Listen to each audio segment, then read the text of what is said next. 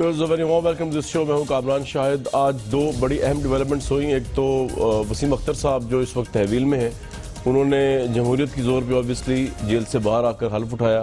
अब वो पाकिस्तान की सबसे बड़ी सिटी कराची के नौमुंतखब मेयर हैं। इसके साथ साथ जो एक और बड़ी इंटरेस्टिंग डेवलपमेंट हुई वो ये कि सुप्रीम कोर्ट ऑफ पाकिस्तान ने जिस तरह इससे पहले जमात इस्लामी की पिटीशन जो थी पैनामा लीक्स के ऊपर, उसका एतराज़ लगा के वापस भेजा था, इस तरह तहरीक इंसाफ की पिटीशन को भी उन्होंने एक तरह से टर्न डाउन कर दिया और उन्होंने कहा कि ये उसका सही फोरम नहीं है, इलेक्शन कमीशन वगैरह आप जाएँ। लेकिन उससे भी इंटरेस्टिंग जो है वो पाकिस्तान पीपल्स पार्टी का रिएक्शन है, जिसमें उनके चेयरमैन जो है बिलावल भुट्टो जरदारी, उन्होंने ये कहा, मैं पढ़ के सुनाता हूँ आपको। Another blow to legitimacy of judiciary, yet another petition on Panama is dismissed.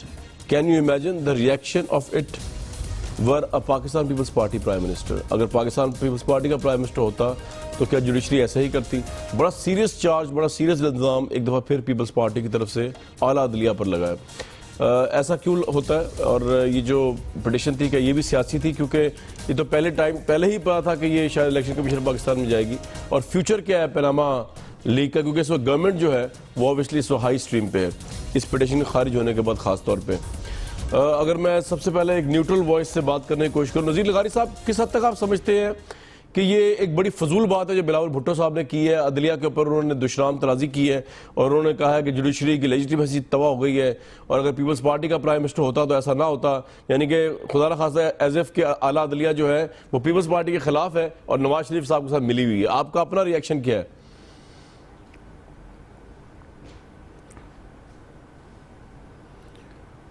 एक तो ये है कि आला अदलिया के बारे में हमें इस तरह की जब रिमार्क्स देने हों तो बहुत सोच समझ कर देने होंगे, इसलिए कि हमारा लिजिट इसमें अब बड़ा और कोई इदारा नहीं है जहां हम इंसाफ के लिए जाएं, जहां पर जो है कोई किसी भी इंसान को, किसी भी पार्टी को, किसी भी ग्रोह को, किसी भी फरीक को अगर इंसाफ के लिए जाना है तो फोरम यही है, इसके अलावा और कोई फोरम नहीं है, आखिरी फोरम है ये। लेकिन जहाँ तक पीपल्स पार्टी के तजर्बात का ताल्लुक है तो आपके सामने है, बेनज़ीर भुट्टो ये कह चुकी हैं कि लाड़काने के लिए इंसाफ अलग है, लाहौर के लिए इंसाफ अलग है। और ये तबसरे जो हैं आप पीपल्स पार्टी के और लोगों के भी सुन चुके हैं जो ये कहते रहे हैं कि जो है इंसाफ के मयारात जो हैं वो पीपल्स पार्टी के लिए और हैं और दीगर जमातों के लिए और हैं। ये उन्होंने, बिलावल ने आज नई बात नहीं की है, ये बात उनकी तरफ से पहले होती रही है। अगर इसकी हिस्ट्री में जाएंगे तो फिर आपको बहुत सी चीज़ें मिलेंगी। तारीख अपना पाकिस्तान की अदालती तारीख का सबसे ज़्यादा बदतरीन केस जो है वो भुट्टो केस है, जहाँ पर भुट्टो साहब को डेथ सेंटेंस दी गई, जहाँ पर एक डिवाइडेड वर्डिक्ट भी आया। लेकिन उससे पहले जो है वो उस वर्डिक्ट के बारे में कोई भी अदालत, दुनिया की कोई भी अदालत इसे बतौर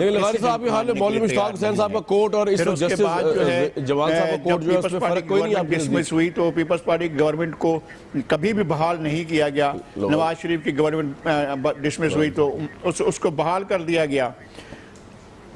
और इसके बाद ये होता है कि जब वज़ीर आज़म यूसुफ रज़ा गिलानी को जो है एक कोई 13 या 15 या 20 सेकंड की सज़ा पर जो है उन्हें उससे वज़ारत उज़्मा से हटाया गया। ये सारे पीपल्स पार्टी के अपने तजर्बात हैं जिनसे वो गुजरी है और गुजरती रही है। और इसका एक ख़ास नुक्ता नज़र है कोर्ट्स के बारे में या सुपीरियर जुडिशरी के बारे में, तो हम उस पर कोई और तबसरा नहीं करते, लेकिन ये तारीख़ ये है। और ये है कि आला अदालतों में बहरहाल इंसान भी होते हैं और इंसानी उनके सोच भी होती है, उनका, तो आप लगारी साहब को मेरी आवाज़ आ रही है? कुछ गम और गुस्से भी होते हैं, सारी चीज़ें होती हैं, लेकिन इस तरह की चीज़ें नहीं होनी चाहिए। जी मैं तो इसका मतलब आपका पॉइंट ऑफ व्यू जो है आप बिलावल भुट्टो साहब के जरा करीब तर है। मैं सुन रहा हूँ आपको, लेकिन यहाँ पर मेरा जो मेरी अपनी आवाज़ इको कर रही है। अच्छा चले सर, मैं आपकी आवाज़ ठीक कराने की कोशिश करता हूँ। आपका पॉइंट ऑफ व्यू सुन के मुझे ऐसा लगा कि अगरचे आप वज़ारत में तनकीद करना नहीं चाह रहे, लेकिन आपका पॉइंट ऑफ व्यू बिलावल साहब के पॉइंट ऑफ व्यू के करीब तर है ज़रा थोड़ा सा। चले मुसद्दिक मलिक साहब, what is your reaction? Peoples Party ने इस पे जो पैनामा पे खुश तो खैर आज आप बहुत होंगे कि पैनामा के पिटीशन वहाँ पे खारिज हो गई सुप्रीम कोर्ट से। पीपल्स पार्टी ने जो कहा है कि अगर आपका प्राइम मिनिस्टर हो तो उसके लिए कुछ और होते हैं पैरामीटर्स और पीपल्स पार्टी का हो तो कुछ और होते हैं, इस पे क्या रिस्पांस देंगे आप? मेरा ख्याल जी, मेरा ख्याल में ये थोड़ी सी बदकिस्मती की अलामत है कि अब हम कोई भी इंस्टीट्यूशन ऐसा नहीं रह गया जिसके ऊपर हम एतमाद कर सकें। एक एक करके हमने अपनी पॉलिटिकल पोलराइजेशन की वजह से तकरीबन हर जो इदारा है उसको हमने मुतनाज़ बना दिया है, और अगर इसको भी मुतनाज़ बना दें और इलेक्शन कमीशन को भी मुतनाज़ बना दें और हर चीज़ को अगर मुतनाज़ बना देंगे तो फिर लोग किस चीज़ पर एतमाद करें, लोग कहाँ जाएँ? और ये एक अजीब व गरीब किस्म का सिलसिला है। देखिए, आज पिछली मरतबा जब चीफ जस्टिस साहब ने कहा कि ये टूथलेस हैं TORs, तो हमने कहा जी ठीक है, अगर चीफ जस्टिस साहब ने कहा है तो कोई और तरीक़ाकार जो है फिर उसका हम कोशिश करते हैं आगे बढ़ने का। लेकिन आज अगर उन्होंने कहा कि ये सूट जो है ये फ्रिवलेस है, तो एकदम से रिएक्शन और किस्म के आने शुरू हो गए। तो जहाँ पे टूथलेस कहा था वहाँ पे फ्रिवलेस भी कह दिया है। तो अब दोनों चीज़ें जो हैं वो हाईएस्ट फोरम से आ रही हैं, तो मेरे ख्याल में हमें थोड़ी सी मतानत से आगे चलना होगा। और पहले भी हम इस वजह से आगे नहीं बढ़ सके कि बहुत ज़्यादा हमारी आपस में हम बहुत ज़्यादा पोलराइज हो चुके हैं और एक्सट्रीम पोजिशन ले रहे हैं। मुसद्दिक मलिक साहब, अंग्रेजी का एक मुहावरा है ना, वो जब उन्होंने टूथलेस कहा था TOR को आपके बनाए हुए या प्राइम मिनिस्टर की आपकी तरफ से, अदालत ने कहा था you gave a damn to the court. वैसे भी आपने कौन सा उस पर अमल करके कोई टूथ वाले या टीथ वाले बना लिए TOR? मतलब आपने भी अदलिया को कोई इज्जत तो नहीं की? मैंने तो आपको इसी वजह से बताया है जी, मैंने तो आपको इसी वजह से बताया है कि इतनी ज़्यादा पोलराइजेशन हो गई है कि जब हम जाते हैं आपस में इकट्ठे बैठ के बात करने के लिए, तो एक तरफ से आवाज़ ये आती है कि ऐसा कानून बनाया जाए जिसके अंदर वज़ीर आज़म का नाम लिखा हो, तो उस पर कंसेंसस नहीं होता इन बातों पे। कानून तो आपको मावराए कोई भी शख्स जो है, मैं कुछ और बात कह रहा था आपसे। ठीक है, आपका पॉइंट आ गया मुसद्दिक साहब। मैं ये कह रहा था कि आपने भी कोर्ट का कोई एहतराम नहीं किया जब उन्होंने कहा था आपके जो है वो टूथलेस TOR हमने बनाए, तो आपने कौन से जी? अगर हमने अपने वो TORs लेके तो आगे नहीं चले। हम तो चाह रहे हैं कि ऑपोजिशन के साथ कोई कंसेंसस हो तो बात आगे बढ़े, लेकिन असल बात ये है कि बिल्कुल ठीक है, इतना मुतनाज़ ना बनाएं कि कोई भी इदारा इतना मुतनाज़ ना बनाए जी। कायरा साहब, आज पिटीशन आप लोगों की सुप्रीम कोर्ट ने टर्न डाउन क्या की? आपने एक दफ़ा फिर बिलावल साहब ने और आपने मिलकर जो है सुप्रीम कोर्ट को PTI की, तो सुप्रीम कोर्ट को आपने कंट्रोवर्शियल बना दिया। बिलावल साहब कह रहे हैं another blow to legitimacy of judiciary, और वो कह रहे हैं अगर पीपल्स पार्टी का प्राइम मिनिस्टर तो मसला कुछ और होता। तो आप बायस्ड समझ रहे हैं सुप्रीम कोर्ट को अगेंस्ट यू? देखिए, हमारे साथ जो माजी का रवैया रहा उसके ऊपर तो हम शाकी हैं। अगर नहीं है तो आप साफ बता दीजिए। सही कह रहे हैं। भुट्टो साहब का कत्ल हो तो सुप्रीम कोर्ट का रवैया देख लीजिए। यूसुफ रजा गिलानी साहब की डिसमिसल हो तो रवैया देख लीजिए। हमारे पिछले 5 साल में सुप्रीम कोर्ट का जो सुओ वोटो लेने का रफ्तार थी और उसका जो तरीक़ाकार था वो देख लीजिए। और बहुत सारे केसेस है, पर छोड़िए हमें। और फिर भी हम अपने इदारों के एहतराम में रहते हैं। अपनी तहफ़्फ़ुज़ात कभी ना कभी गुस्से में कुछ ना कुछ निकलता है, क्योंकि जुल्म की अपनी एक दास्तान होती है, उसका सारा छुपाया नहीं जा सकता। लेकिन दूसरी बात यह है, अभी मुसद्दिक साहब फरमा रहे थे कि पोलराइजेशन हो चुकी, तो किसने की है भाई? हम तो कह रहे हैं ना कि आप पोलराइजेशन से बाहर निकलिए। हमने तो उस पोलराइजेशन को ख़त्म करने के लिए जो मुफाहमत का नज़रिया था वो वही बुनियाद थी, जो चार्टर ऑफ डेमोक्रेसी में रखी गई थी, वही बुनियाद थी। लेकिन उस बुनियाद को अगर आप नहीं मानते, आपके चीफ मिनिस्टर साहब नहीं मानते, हमारे दौर में उन्होंने जो कुछ किया उसके साथ वो पोलराइजेशन बढ़ी उससे। हमने तो कोशिश की, हमने तो कुर्बानी दी, हमने तो नुकसान उठाए। दूसरी बात यह है कि अगर सुप्रीम कोर्ट ने, पहली बात तो यह है कि सुप्रीम कोर्ट ने आज कोई पिटीशन टर्न डाउन नहीं की, फ्रिवलस नहीं कहा, ये नामुनासिब अल्फाज है। इसके और तरीके उन्होंने कहा है राइट फोरम पे जाके एड्रेस करें। ठीक है, राइट फोरम, उससे पहले फोरम होते हैं।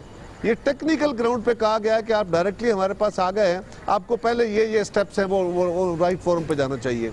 तो राइट फोरम पार्लियामेंट भी है, राइट फोरम। कायरा साहब, आपको ऐसा लगता नहीं है और भी हो सकते हैं कि आप पीछे चले गए, बैक फुट पे चले गए, ना अवाम बाहर आ सकी इमरान खान साहब के कहने पे, पनामा पे, ना आप अवाम को लाने के चक्कर में बाहर प्रेशर बढ़ाने के लिए, ना सुप्रीम कोर्ट ने जो है उसको एंटरटेन किया लीगली? जी नहीं कामरान, बात यह है कि सुप्रीम कोर्ट तो मर्जी वाली है, उसको एंटरटेन करे ना करे, वो चाहे तो सुओ मोटो ले लें, उनकी मर्जी होती है। और अगर उन्होंने नहीं किया तो वो भी उनकी मर्जी है। तारीखी तौर पे ये मर्जी हमारे खिलाफ इस्तेमाल होती रही, ये डिस्क्रिशन हमारे खिलाफ बड़ी जोर से इस्तेमाल हुई। लेकिन चले उसको एक तरफ रख लेते हैं। अर्ज ये है कि इमरान खान साहब ने, सारी अपोजिशन साथ हुई थी। अपोजिशन का या इमरान खान का या किसी और का मुतालबा कोई गलत मुतालबा नहीं है। अगर लोग बाहर कम आए हैं, ज्यादा आए हैं या अपोजिशन अलग अलग होकर चली है, तो इसका मतलब कतई ये नहीं है कि जो प्राइम मिनिस्टर पे या जो पनामा पेपर्स पे इशू है वो इशू गलत साबित हो गया या उसकी अहमियत खत्म हो गई। आपके सवाल से भी यूं लगता है, आप अपने सवाल पर जरा गौर कर लीजिए कि लोग नहीं निकले, लोग फर्ज करें नहीं निकले, तो इसका मतलब यह कि वो गलत साबित हो गया। लोग गलत साबित नहीं हुआ उसको हम लेकिन नवाज शरीफ साहब के लिए ये काफी है पनामा पे सीरियसली आगे ना जाना। मतलब उनको इस चीज का कोई प्रेशर नहीं है कि ये बात मॉरली सही है नहीं लोगों के नजदीक। मैं गुजारिश करता हूँ, अगर आपके आर्गूमेंट को मैं मान लूं और इससे मैं एग्री कर लूं, और जिस तरह मेरे बाकी जो मलिक साहब फरमा रहे थे कि जी अदालत ने अगर हमें कहा तो हम तो अपोजिशन के साथ कंसेंसस बिल्ड करना चाहते हैं, वो भाई अपोजिशन ने तो आपके जो दोबारा अमेंडेड 4 पॉइंट थे वो 4 के 4 मान लिए हैं। आप अपोजिशन का एक भी पॉइंट मानने को तैयार नहीं है। और जो वजीर आजम का नाम लिखने वाली बात है वो तो हमने पहले दिन कहा था हम इसको कंप्रोमाइज कर सकते हैं, वो तो कोई बात ही नहीं है। लेकिन गवर्नमेंट अपनी जगह से 1 इंच हिलने को तैयार नहीं है। तो आप क्या करेंगे? गवर्नमेंट तो नहीं हिल रही ना, आप इस अवामी इशू को किस तरह आगे लेके जाएंगे करप्शन को? जी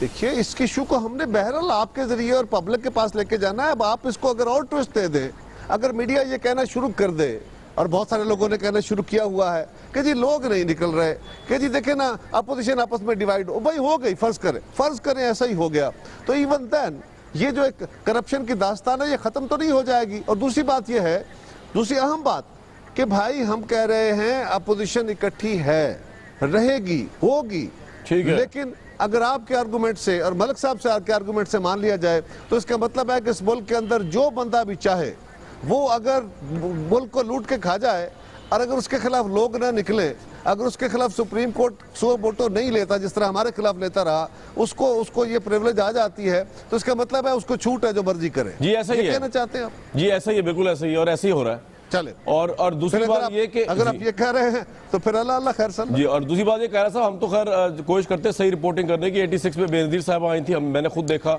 लाखों का मजमा था तो लाखों को रिपोर्ट किया गया।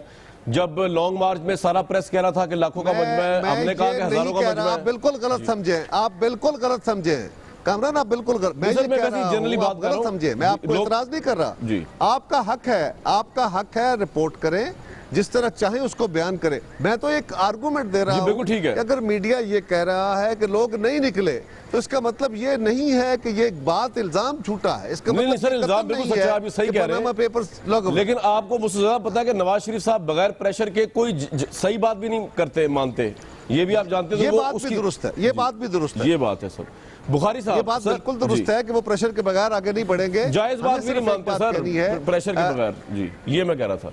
अच्छा सलीम बुखारी साहब करते भी कम ही है, बिल्कुल ठीक। चले जी कह रहा था, दोबारा आता हूं आपके पास में। सलीम बुखारी साहब, ये अगस्त का महीना क्या क़यामत खेज साबित हुआ? पहले पनामा का मामला, रैलियां शुरू हुई इमरान साहब की, उसके बाद वो पीछे चली गई, एमक्यूएम आगे आ गई, एमक्यूएम की टूट फूट शुरू हुई। अब उसके बाद जो है सुप्रीम कोर्ट ने आज जो एतराज़ आकर अपलीकेशन वापस भेज दी है। आपको लगता है कि सर ये सितंबर का महीना क्रूशल है इस हुकूमत के लिए, या ये वैसे ही पेशन गोई है और ये सारा कुछ स्मूथली चल रहा है, पनामा वगैरह कोई इशू नहीं रहे?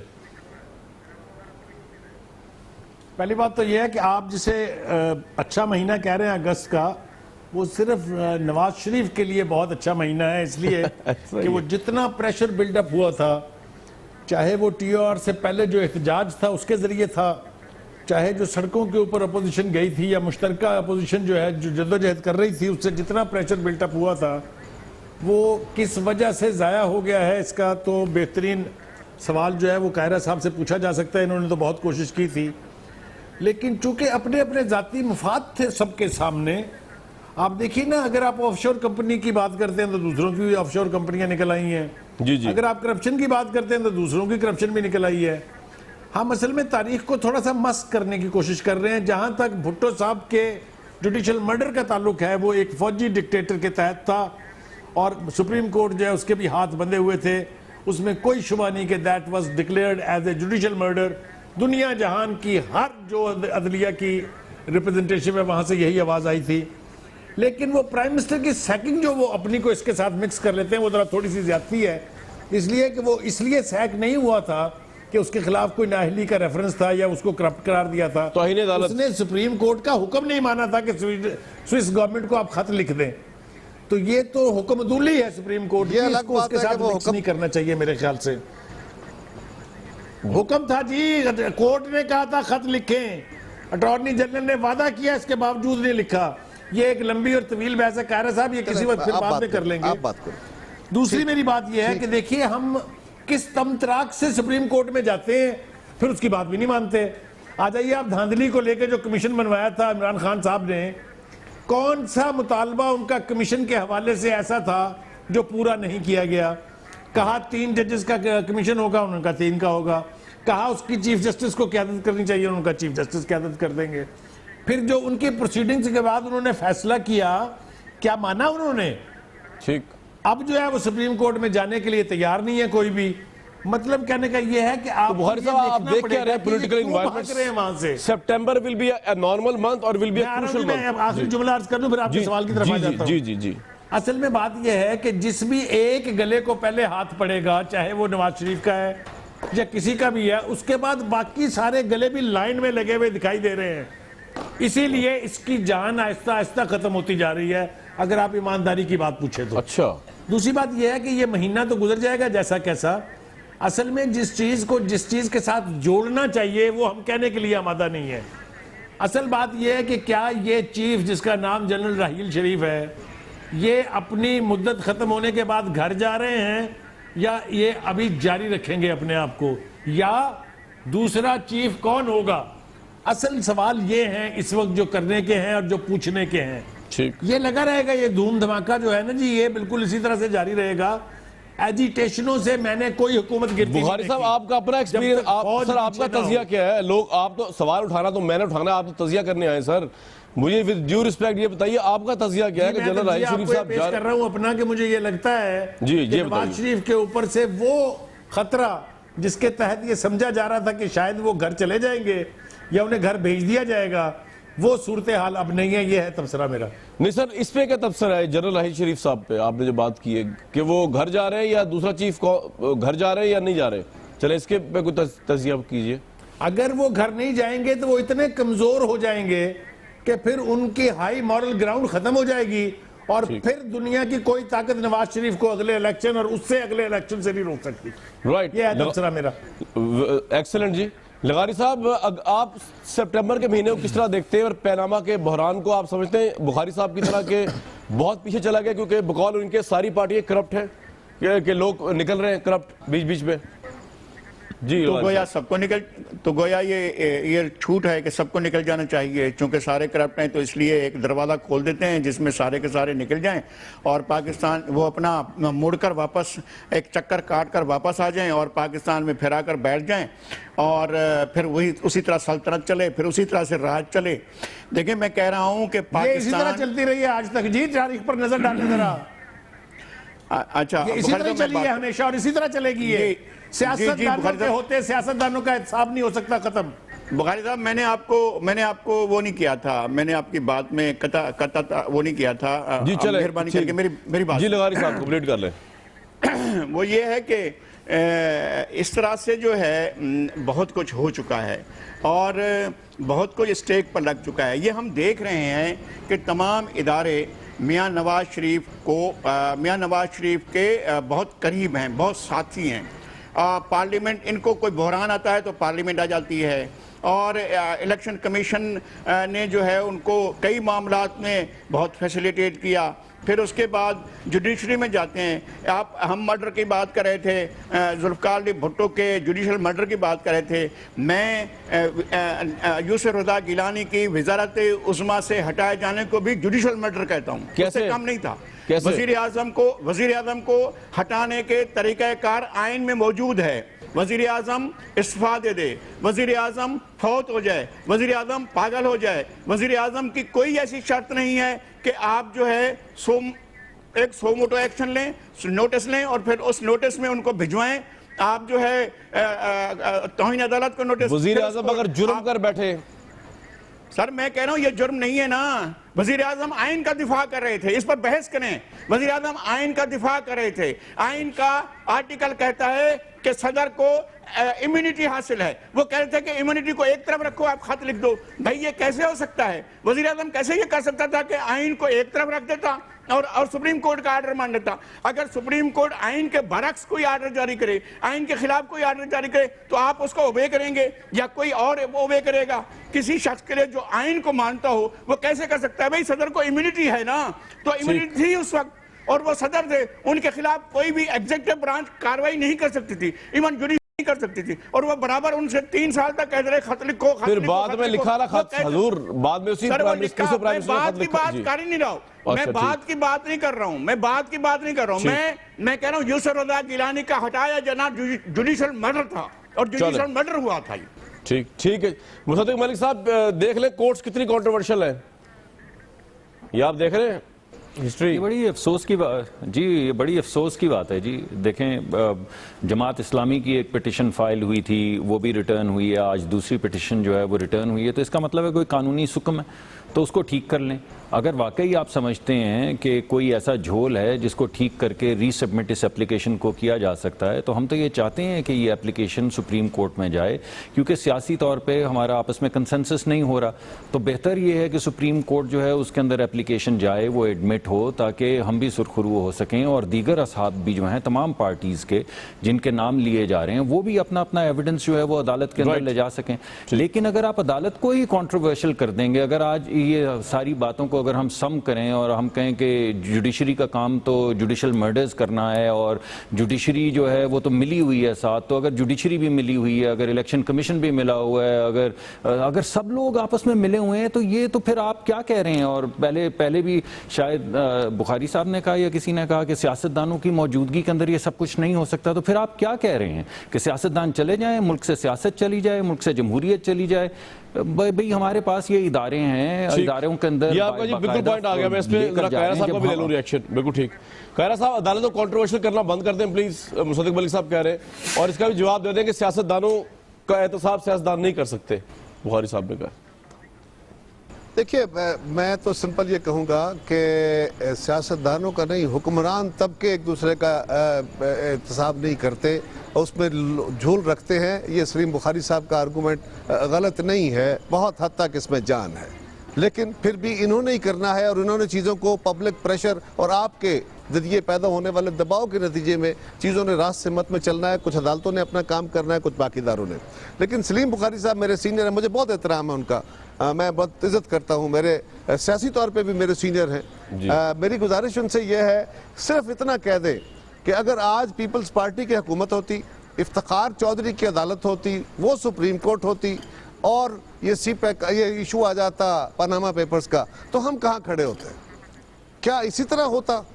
और अगर इसी तरह ना होता तो फिर मैं अगर गिला करता हूँ तो तारीखी मेरा गिला गलत तो नहीं है। लेकिन सर कायरा साहब, आज तो इफ्तिखार चौधरी नहीं ना है, आपने तो आज भी गिला किया है बिलावल साहब ने। मैं हिस्टोरिकली बयान कर रहा हूँ भाई।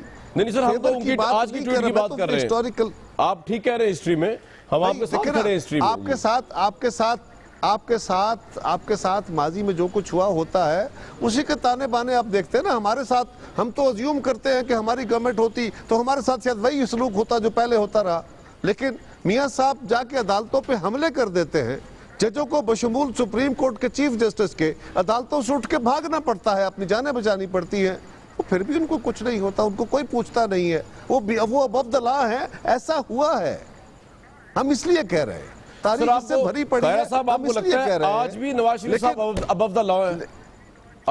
मैं आज की बात कर रहा हूँ। मुझे सिंपल बता दें, कौन सी जगह पे उन्होंने अपने आप को अदालत के सामने, कानून के सामने बोर्ड डाउन किया है? सवाल यह है, पार्लियामान में वो नहीं आते, काबीना के अंदर वो जाके बैठ के बात नहीं करते, सीपैक का प्रोजेक्ट है, कहते हैं इसको कंट्रोवर्शियल ना करो, लेकिन उसकी डिटेल बताने को तैयार नहीं है। किस मामले में सेंसिटिव है वो बहुत, इसलिए नहीं बता रहे आप लोगों को। State secret in that? क्या स्टेट सीक्रेट है? और बाबा पाकिस्तान के उनके महकमे के बाबुओं को पता है, अहसन इकबाल को पता है, वो अल्लाह पाक का बेटा बन गया, उसको सारी चीजें अपने सीने में रखेगा। काबीना के मिनिस्टरों को पता है, बाबुओं को पता है, टाइपिस्टों को पता है जिन्होंने टाइप किए हैं, पार्लियामान को पता नहीं होना चाहिए। ये है पार्लियामान का एहतराम, ये है पार्लियामेंटेरियंस का एहतराम। मैं ब्रेक ले रहा हूं। आपने ये कहा कि नवाज शरीफ साहब की पॉलिटिकल एरोगेंस जो है उनको अबव द लॉ कर देती है और किसी को अपने जवाब देनी समझते। इस पर जरूर बात करेंगे बुखारी साहब से भी, लगारी साहब से भी, और हुकूमत की तर्जुमानी करें मुसद्दिक मलिक साहब एक ब्रेक के बाद।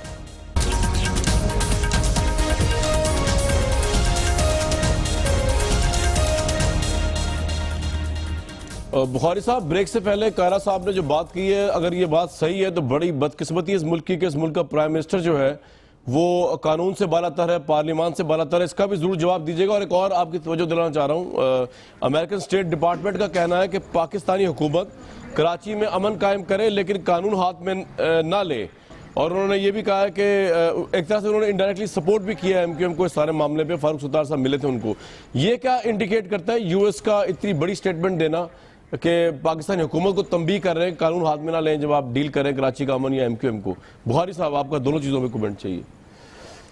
पहले तो आप कायरा साहब के बात जो है उसका मैं जवाब दे दूं। मैं बहुत मशकूर हूँ कायरा साहब ने मेरे बारे में जो कुछ कहा, और मैं ईमानदारी से आपको अपने दिल की बात बताता हूँ कि वो चंद सियासतदान जिनका दिल से एहतराम करते हैं हम लोग, सही, कायरा साहब उनमें शामिल हैं, इसलिए कि वो हमेशा अपना एक पॉइंट ऑफ व्यू रखते हैं और उसके साथ फिर चिमटे भी रहते हैं। काफ़ी हद तक उनकी चले या ना चले वो अलग बात है, लेकिन वो अपने सही मौक़िफ़ से कभी हटते नहीं हैं, और इसके लिए हम उन्हें सलाम पेश करता हूँ मैं ज़ाती तौर पर। दूसरी बात यह है कि जो कायरा साहब कह रहे हैं वो बाय डिफ़ॉल्ट सही बात कर रहे हैं, क्योंकि कहीं से आगाज़ ही होकर नहीं दे रहा है। पनामा लीक जिसका इतना शोर वागा था, जिसके बारे में इतना शदीद रिएक्शन हुआ, लेकिन फिर वो रिएक्शन करने वालों ने खुद ही उसको कहीं घुमा दिया है। अब इसके ऊपर तवील बहस हो सकती है। जब ये लोग सारे जाके टीओआर की कमेटी के रुकन बन गए थे, मैंने उस दिन ये फैसला कर लिया था दिल में कि आज ये पनामा लीक जो है दफन हो गई है, खत्म हो, ठीक है। अब इस बात का बुरा माने बगैर इसका जरा एनालिसिस अगर आप कर लें तो आपको भी जवाब इसका सर यूएस स्टेट डिपार्टमेंट की स्टेटमेंट जो आई है की तारीख MQM के है, लिए। जो चीज कमिश्नरों को गई, जो चीज ट्राइब्यूनल्स को गई, जो चीज कमेटियों को गई, उसका आज तक कोई नतीजा नहीं निकला है। दूसरी बात आ जाए स्टेट डिपार्टमेंट की तरफ। ये अमेरिका जिसकी हम खिदमत कर रहे हैं पिछली 7 दहाइयों से, उसने आज तक तारीख के किसी मोड़ पर हमारी मदद नहीं की है। और अब ये हाल है कि उसकी फ्लर्टेशन जो हमारे एनिमी नंबर 1 के साथ है, उसे देख के जिस तरह के समझौते हो रहे हैं कि एक दूसरे के एयरपोर्ट इस्तेमाल करेंगे, उससे हमारी लीडरशिप को शर्मिंदा होना चाहिए बगैर किसी एक्सप्लेनेशन के कि खिदमत हम करें, यानी कुड़कुड़ कहीं है, अंडे कहीं है। और दूसरी बात यह है कि अमेरिका हर वो काम करेगा जिससे पाकिस्तान की स्टेट को नुकसान पहुंचता हो। मैं कन्विक्शन से ये बात कर रहा हूं, मैं घंटों इसके ऊपर आर्गुमेंट कर सकता हूं। नहीं सर, एमक्यूएम के साथ अलायंस है अमेरिका का, आपके ख्याल में सीक्रेट अलायंस या खुला अलायंस? बुखारी साहब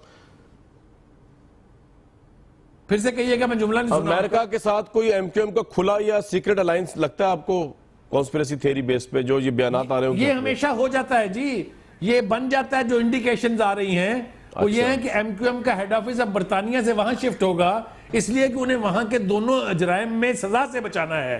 अमेरिका से आप ये तवक्को रखें, वो हर वक्त आपकी पीठ में छुरा घोंपने के लिए तैयार रहेगा, और वो जो कुछ आप सुन रहे हैं वो ठीक सुन रहे हैं। राइट। वो ये करेंगे एमक्यूएम के साथ जाके, आपके कराची को, आपके बलूचिस्तान को ब्लीड कराते रहेंगे वो, इसलिए कि वो उनका ऑब्जेक्टिव है।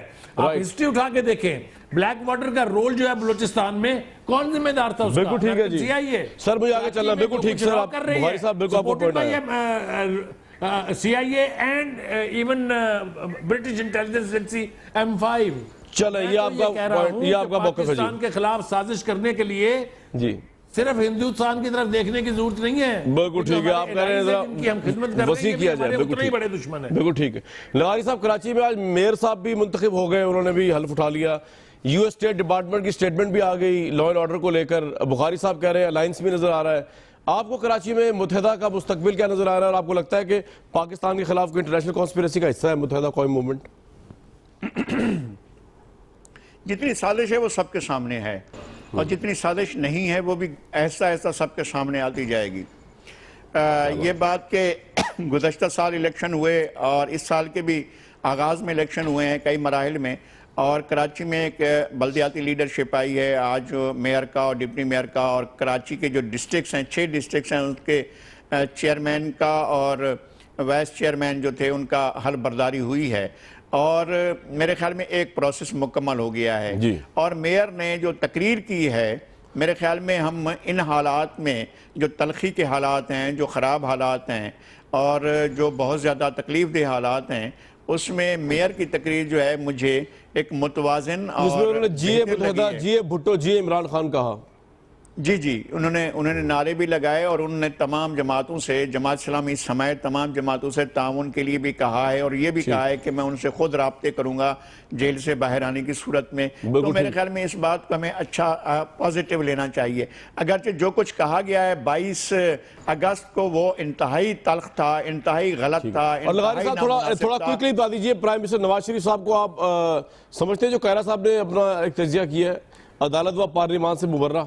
नहीं, मैं तो हमेशा ये समझता हूं कि वो तमाम इदारों से मावरा हैं, तमाम किसी भी चीज को वो खातिर में नहीं लाते हैं, किसी वो भिड़ जाते हैं। आपने देखा है माजी में ये 97 की बातें हैं जब उन्होंने सुप्रीम कोर्ट पर हमला किया था, जब उन्होंने आर्मी चीफ को बैक बीनी व दो गोश अलग कर दिया था, जब उन्होंने चीफ जस्टिस को अलग कर दिया था, जब उन्होंने ऐवान सदर को खाली कराया था जैसे डंडे उठाकर खाली कराते हैं इस तरह से खाली करा लिया था। और अब भी वो इस तरह से तमाम पॉलिटिकल पार्टियों से लड़ पड़ते हैं और तमाम इदारों पर आर्डर चलाते हैं और उनके आर्डर को तौकीर दी जाती है, उनके आर्डर को सुना भी जाता है और माना भी जाता है, क्योंकि तमाम लोग जो हैं वो स्टेक्स पर बैठे होते हैं। हालात ऐसे हो गए हैं कि जनाब नवाज शरीफ साहब खलीफतुल मुस्लिमीन बन चुके हैं।